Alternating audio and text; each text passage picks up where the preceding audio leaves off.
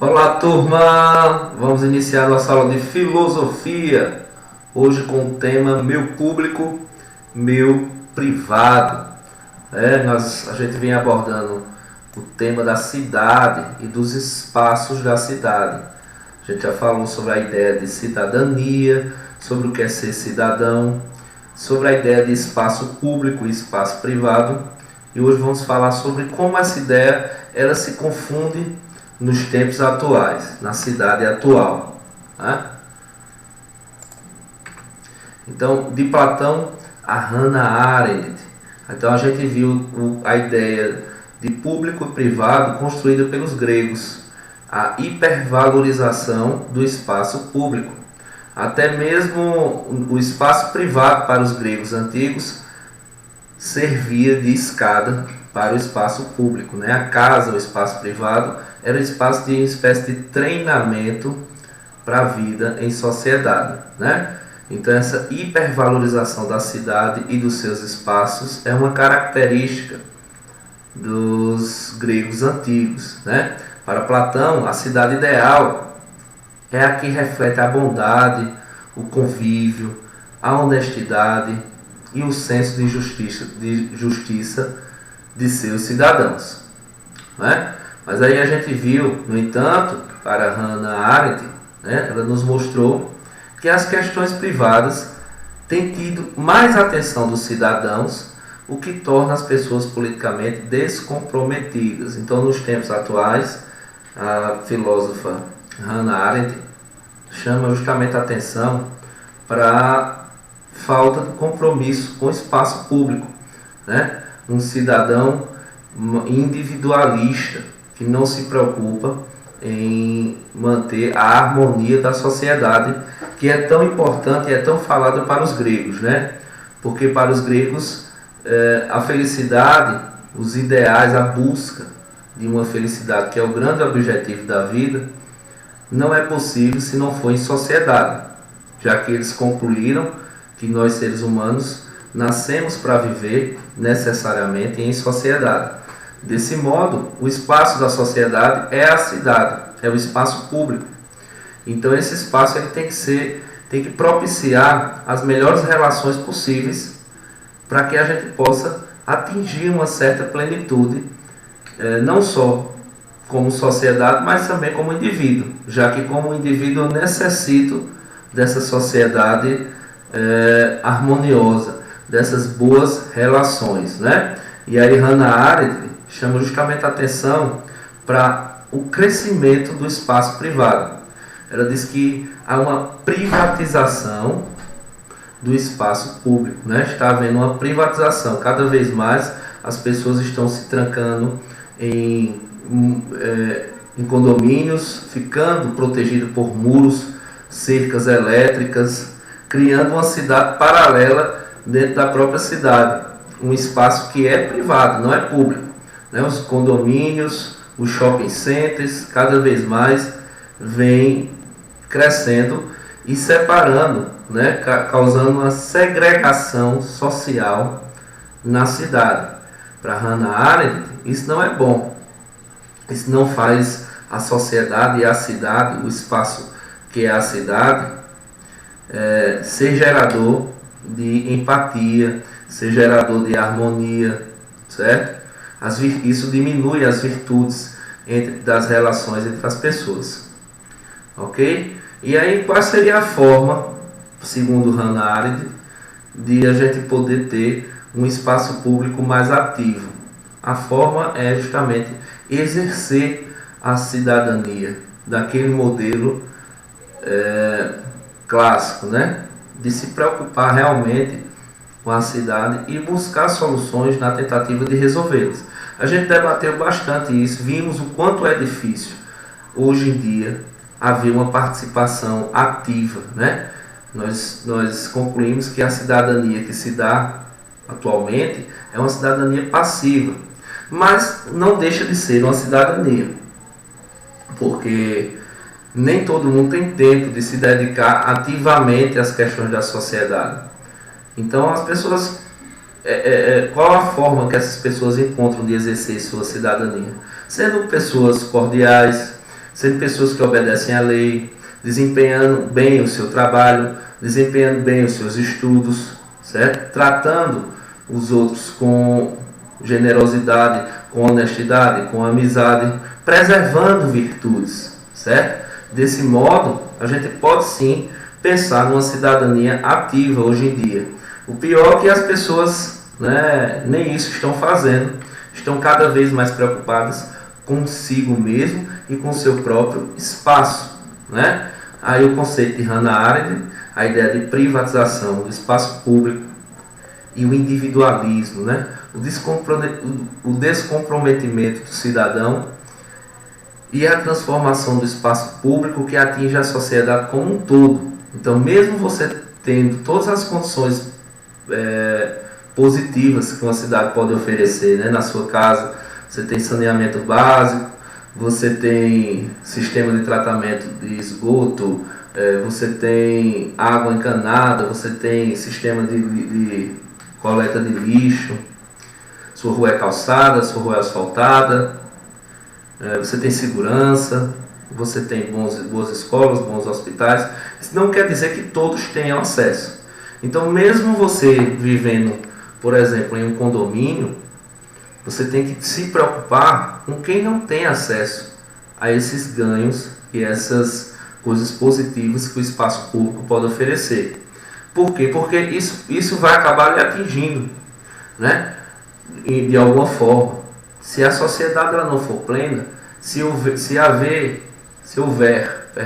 esse abismo entre pobres e ricos, entre pessoas que têm boas condições de moradia e outras não, se houver essa diferença de classes e de oportunidades na cidade, isso acaba resvalando em todos, né? Não pense que quem está protegido nos muros do condomínio, uma hora sim pode ser exposto à realidade, não tem como fugir, já que vivemos em sociedade, né? Problemas passaram a ser ignorados, ninguém mais se preocupa com a mobilidade, com as artes, né? Com a sustentabilidade ambiental, com o problema da moradia e etc, né? Aí, pro fundo, se vocês observarem, eu postei uma foto que é bem significativa. Uma grande avenida, ou seja, um espaço público, recheado de pequenos espaços privados, automóveis. Os automóveis que utilizamos todos os dias são espaços privados, que ocupam espaço público. E a gente acha comum, né? Essa ideia que Hannah Arendt nos chama a atenção. Essa confusão que a gente tem com o espaço público e o espaço privado. A gente está utilizando o espaço público, que é a rua, com um objeto nosso, que é do nosso ciclo privado, que é nosso, ou seja, que é privado. E ocupando a rua com um objeto privado, que é o automóvel. Então, como há um problema sério aí de mobilidade, certo? Óbvio, porque as pessoas fazem isso por uma série de motivos, conforto, e também porque o serviço público muitas vezes não é de boa qualidade e as pessoas preferem ter carros privados. Isso é só um exemplo, né? A gente já citou o shopping center, já citamos os condomínios, como a gente utiliza-se do espaço público, não nota muitas vezes, né? Inclusive, aí tem dois problemas, né? Não só a utilização do espaço, mas também da ideia de sustentabilidade. O automóvel está jogando gases, né? Que vão poluir o ar. E aí, dessa forma, também há um pensamento aí, um pensamento egocêntrico, um pensamento individualista dentro da sociedade. E aí o que justifica é toda a correria, é toda a falta de tempo para parar e pensar a comunidade e a sociedade como um todo. Você acaba enxergando e observando esses problemas enxergados aí pela filósofa Hannah Arendt, né?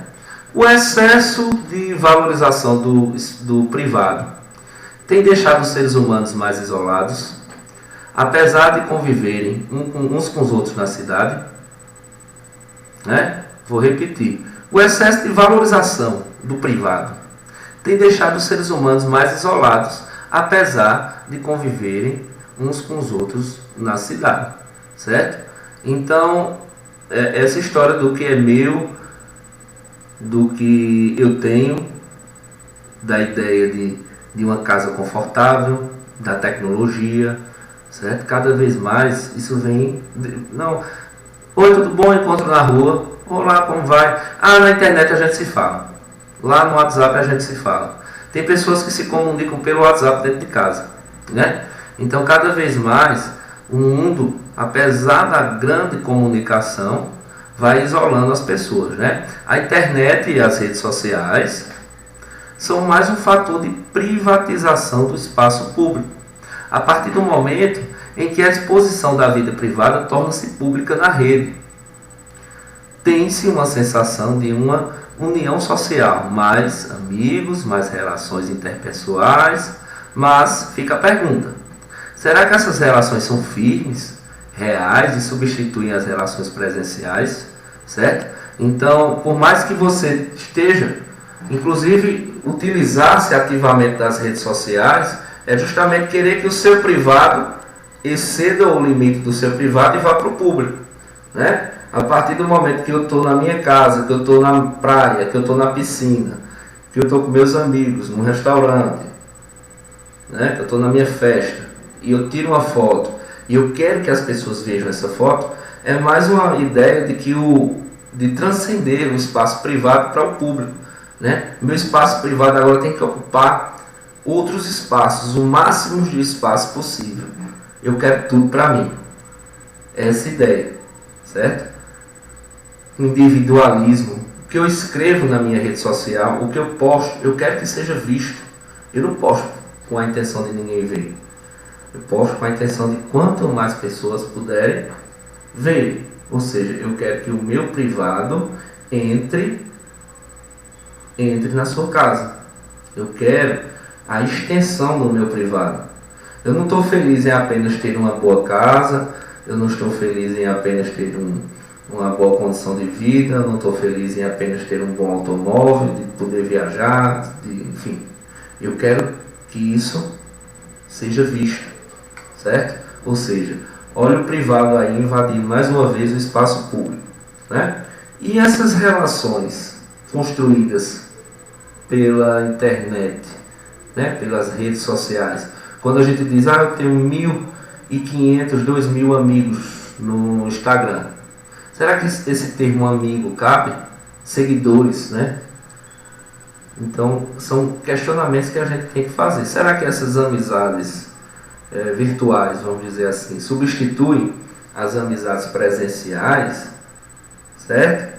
É um ponto de reflexão. Existe um sociólogo polonês chamado Zygmunt Bauman, né, que fala sobre isso, e ele diz o seguinte, que as relações estão cada vez mais líquidas. Ele usa esse termo líquido, por quê? Porque escorre entre os dedos, não é sólido, a gente não consegue pegar, certo? É como se as relações hoje elas fossem líquidas, elas não têm materialidade, elas simplesmente escorrem pelas mãos. Cada vez mais ninguém está preocupado em relações sólidas, mas sim em relações líquidas, em ter menos amigos e mais curtidas. É um problema que a sociedade cada vez mais está vivendo, né? Ninguém sabe se isso é um problema, se é uma solução, se isso é bom e se isso é ruim. O que se sabe é que a gente tem que refletir a respeito, ok? Tem aí algumas imagens, era digital, né? As pessoas deixam de conviver na tentativa também de buscarem um espaço, certo? Elas estão ali, tipo, eu estou aqui, eu tenho quantas amigas? Deixa eu ver aqui. 1, 2, 3, 4, 5. Eu estou aqui com 4 amigas, mas na realidade são 5, né? São 6. Mas na internet eu tenho 300, eu tenho 400, eu tenho 1.000, 2.000, 3.000.